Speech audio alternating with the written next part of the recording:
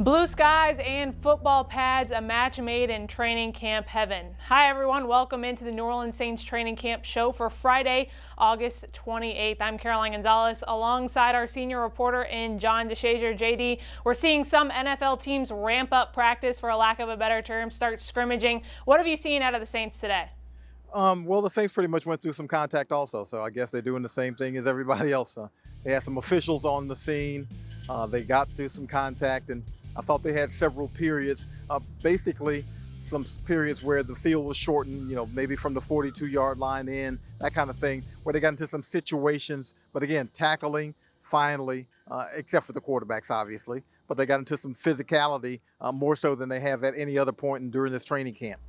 Well, following their first scrimmage-like practice for the Saints, head coach Sean Payton spoke after practice and said he liked what he saw.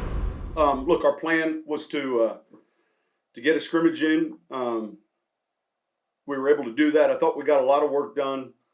We probably got through about 8 different roles. We implemented the kicking game throughout. I thought we handled the heat pretty well. And there'll be a lot of film for us to watch now and get on with our players. Overall, it's not until you watch the tape. There were some good things, some things obviously that we'll need to be better at. But I thought it was good work this morning. Well, the Saints will travel to the heart of the city tomorrow for their first practice inside the Superdome. JD, what are you expecting to see out of that practice tomorrow? Well, probably light work, especially since you had full contact here at the Oshner Sports Performance Center on Friday. But they will get an opportunity to just get in there, get acclimated to the building. A lot of these rookies have not been in the Superdome. All of the veterans have not been in there since the last game they played in there. So just get in, pretty much get your feet wet somewhat, and just kind of bounce around on the turf a little bit. Well, Malcolm Roach and Sean Payton spoke following practice today. Again, the first time the Saints have gone back to the Superdome since January 5th in their wild card game against the Minnesota Vikings. And Sean Payton and Malcolm Roach spoke on returning to their home sweet dome. Just getting used to. Tomorrow will be really getting a feel for the turf. Every year they lay a new turf in there. There's a mixture of rubber and sand. Sometimes it's a little too spongy, sometimes maybe a little firm. So the first time we're in there, we're having a practice, but you're also getting used to the footing. And then there's enough time between that practice and when we practice again next week for them to add one or the other, roll it some more. So it's really the footing. And then obviously the lighting and all the other elements that some of these guys haven't experienced yet.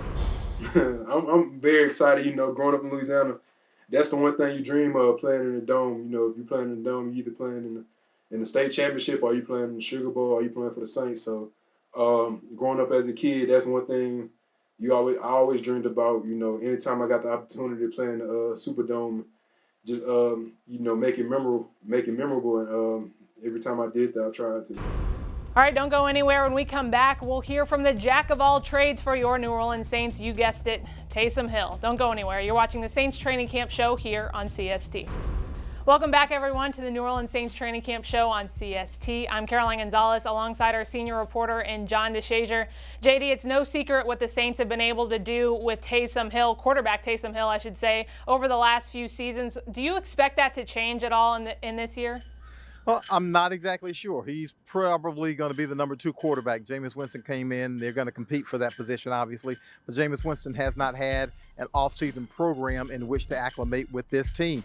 Taysom Hill has been in this offense for several years, so he should have a better grasp of what they're trying to do and what they're trying to accomplish when he's on the field. Now, will that affect whether or not he's going to be playing as much on special teams, whether or not he's going to be playing as much at tight end? I don't know. I suspect that it will, because your value will equal probably less snaps. They want to probably minimize the attempts that he might be able to get injured in those other situations. But again, he'll probably be playing some of them, but it probably will be scaled down to a certain degree, I believe. Well, following practice today, we heard from quarterback Taysom Hill how he takes this time in training camp to focus on that quarterback position. As I get into the offseason, I'll tell you my focus is really on becoming as good of a quarterback as I can. I would say through my workout and stuff, I make sure that I try to implement enough, strength training, conditioning to make sure that I can do all the things that I'm asked to do. But right now is kind of a special time for me where I get to hone in, really learn from Drew on the field, learn from the coaches, be coached hard. And, it is a really fun time for me to do that. And I think as we look forward to the season, we all know that there's going to be different things to what I'm doing. But I also think that can continue to expand as well. And maybe it means a little more quarterback looking into the future of the season. But some of those things we'll just continue to see how it plays out. Well, Taysom Hill came into the league in 2017 as an undrafted free agent and has certainly made a name for himself ever since then. But he's using this season to take every rep in practice like it is a game rep. And he's encouraging other members of his team, especially those undrafted free agents, to do the same. I mean, this is a conversation that I've had with a number of people. I'm obviously disappointed. I think that the young guys, the undrafted free agents, are the ones that are hurt the most without doing this. And frankly, I don't know if I'd be here if this was my situation in 2017, my rookie year. So, the nice thing is, at least for the Saints, Coach has created opportunities where guys can showcase what they do. Today was a great example of that. But, these guys are missing out on opportunities to build a resume for the other 31 teams. So we've had conversations with a few young guys, I have specifically, and it's really just, man, you got to make sure that you take advantage of every rep you get in practice.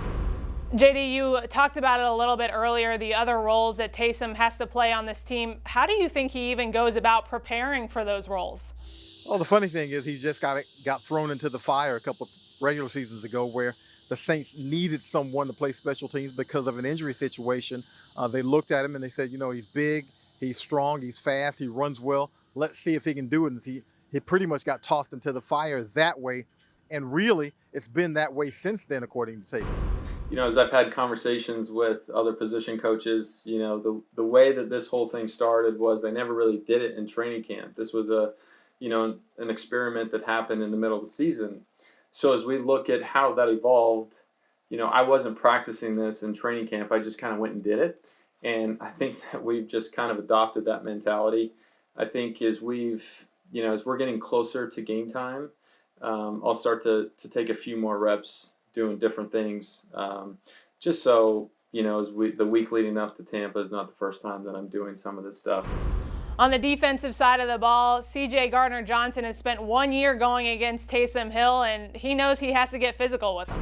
Get ready to get physical, because it's like that guy. He's he's an athlete. He's an ultimate competitor. He's a definition of a Saints player in the Saints way. Somebody who's gonna get it done regardless on offense, special teams, which is considered a defensive play. So he's somebody that you gotta really take home to, because that's a guy that really gets the team going with how he plays. And you can see last year, I think it was Minnesota. We was down, made a couple big runs, big plays, that sparked the whole team and got everybody going. So a guy like Taysom is somebody you can really rally around, because you see him make plays on special teams with block punch. You see him do a lot of things. So a guy like me, just sit back and just learn from him, because sometimes it might not be his day. Sometimes it might be the next guy's day to make a play on defense or special teams. So just learning from a guy like Taysom and seeing him step on that field and give his ultimate goal and give his all is just something that you love to see. So you got to go and match him. All right, when we come back, we'll hear from defensive back Chauncey Gardner-Johnson about his name change and what he hopes to bring to the Saints this season. Don't go anywhere. You're watching the Saints Training Camp Show here on CST. Welcome back, everyone, to the New Orleans Saints Training Camp Show here on CST. We're going to get into a little bit about Chauncey Gardner-Johnson, who also goes as CJ Gardner-Johnson, who now has changed his name to CD Deuce. JD, as a man who goes by many names, what is your take on this? Well, he hadn't officially changed his name, so he hadn't gone through the government process and that kind of thing. It's more of a nickname where he kind of wants to isolate himself and individualize himself. And I get it. He's a young man, and he's used his stepfather's last name, and he adopted that and that kind of thing. So he just kind of wants to individualize himself a little bit, and I guess I can understand that.